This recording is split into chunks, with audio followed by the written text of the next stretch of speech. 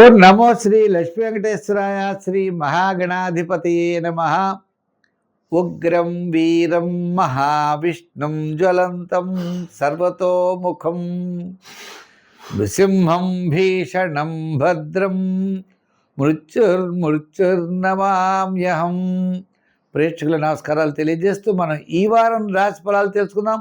June 14 నుండి June 20వ తారీఖు వరకు ఉన్నటువంటి గ్రహాల యొక్క పరిస్థితి చూసినట్లయితే వృషభ రాశిలో మనకి అంటే కర్కాటక రాశిలో గురుడు శుక్రుడు అనే 2 గ్రహాలు ఉన్నాయి.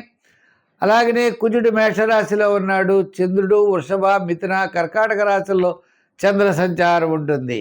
మరి మీన రాశిలో శని, కుంభరాశిలో రాహు, ఈ విధమైనటువంటి గ్రహ సంచారం వల్ల మనకి ఫలితాలు ఎలా ఉంటాయో, ఏ ఏ రాశుల వారికి ఎలా ఉంటాయో తెలుసుకుందాం.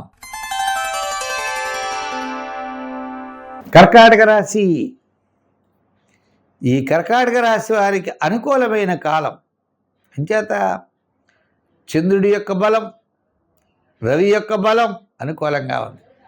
రవి ఎలా ఉన్నా చంద్రుడు చూసినట్లయితే లాభ జయ జన్మస్థానాల్లో సంచారం. అలాగనే రాశిలోనే గురు శుక్రులు. అంటే గతం కంటే ఈ వారం చాలా ప్రోత్సాహకరంగా ఉంటుంది. శుభపుణ్య కార్యక్రమాల్లో పాల్గొనడం, ఆధ్యాత్మికమైన చింతన పెరగడం, శివారాధన కలిగి ఉండడం, వార ప్రారంభంలో కార్యజయం, ధనలాభం, వారం మధ్యలో అకాల భోజనము, శ్రమ, మోకాళ్ళ నిప్పులు, వారాంతం కార్యజయం, అన్నింటా విజయాన్ని సాధించగలుగుతారు. ఈ రాశి వారికి అష్టమంలో రాహు, ద్వితీయంలో కేతు. క్లారిటీ తక్కువగా ఉంటుంది. క్లారిటీని పెంపొందించేటువంటి ప్రయత్నాలు చేయాలి అంటే వినాయకుడి యొక్క ఆరాధన చేయాలి.